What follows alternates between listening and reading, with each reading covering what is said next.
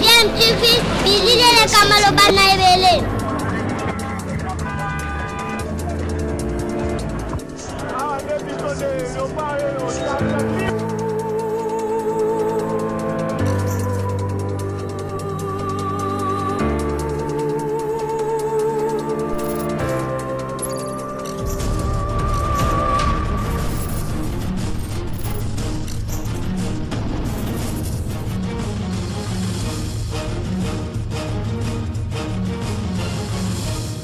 DMTV toujours en avant.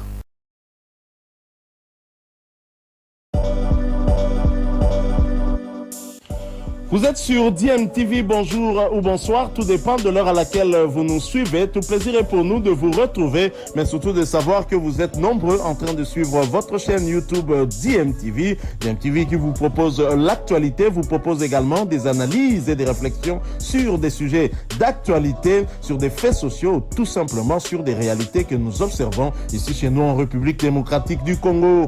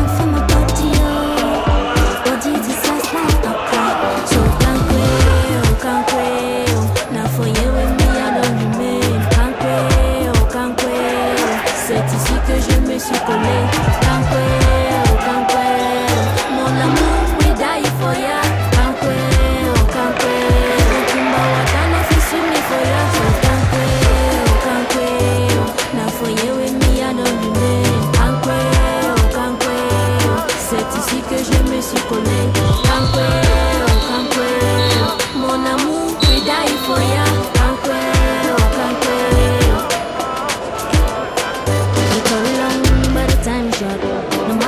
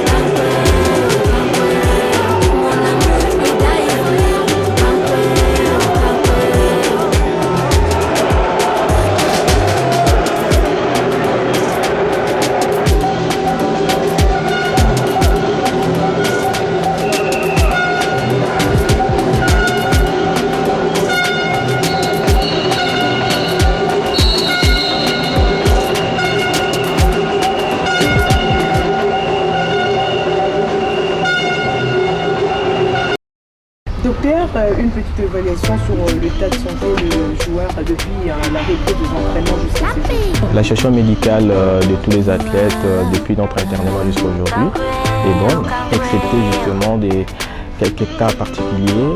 Entre autres, il y a Mola Otinga qui était déjà sous traitement justement du paludisme depuis justement son club. Jusqu'à ce jour, on avait continué avec ça.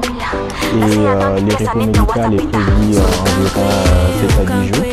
Mais également, nous avons aussi les cas des Ecolocos Alvin qui justement avait une déchirure musculaire justement au niveau fémoral.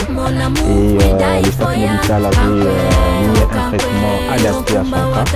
Et jusqu'à présent, justement, nous avons quand même mis en repos médical pendant moins 7 à 10 jours également. Il y a des cas qui étaient déjà pris en charge par notre infirmerie. Les deux cas exceptés là sont les cas les plus fréquents qui a demandé à ce que nous puissions donner un repos en long cours en fait. Mais les autres cas, en tout cas jusqu'à présent, ils sont récupérables, mais les repos doivent être là pour éviter à ce que nous puissions avoir des récidives. Et ce communiqué qui émane du cabinet du chef de l'État, cellule de communication, un rectificatif de la part des cellules de communication de la présidence de la République. Une malencontreuse erreur s'est glissée dans le reportage diffusé hier soir dans le journal télévisé de 20h de la RTNC à propos de la démission de 3 ministres membres du groupe politique Ensemble. En effet, le reportage a cité le nom de Steve Condé, désigné comme ministre des Sports et membre d'Ensemble. C'est inexact. Monsieur Serge Nkondé, l'actuel ministre des Sports, n'a jamais été membre d'Ensemble de Moïse Katumbi et il n'a pas démissionné du gouvernement. Serge Nkondé était membre très engagé de l'Union sacrée. Il est fidèle à la vision et à la ligne politique du chef de l'État. Fait à Kinshasa le 29 décembre 2022, cellule de communication du chef de l'État.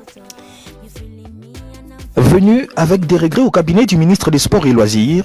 Nous avions par le passé un petit regret, peut-être parce que c'est nous qui n'avons pas fait les démarches, parce qu'on a fait un constat comme si on était plus ou moins oublié, alors que les PEFKIN, c'est un championnat d'élite qui se joue dans une ville depuis 17 millions d'habitants, ce qui n'est pas rien.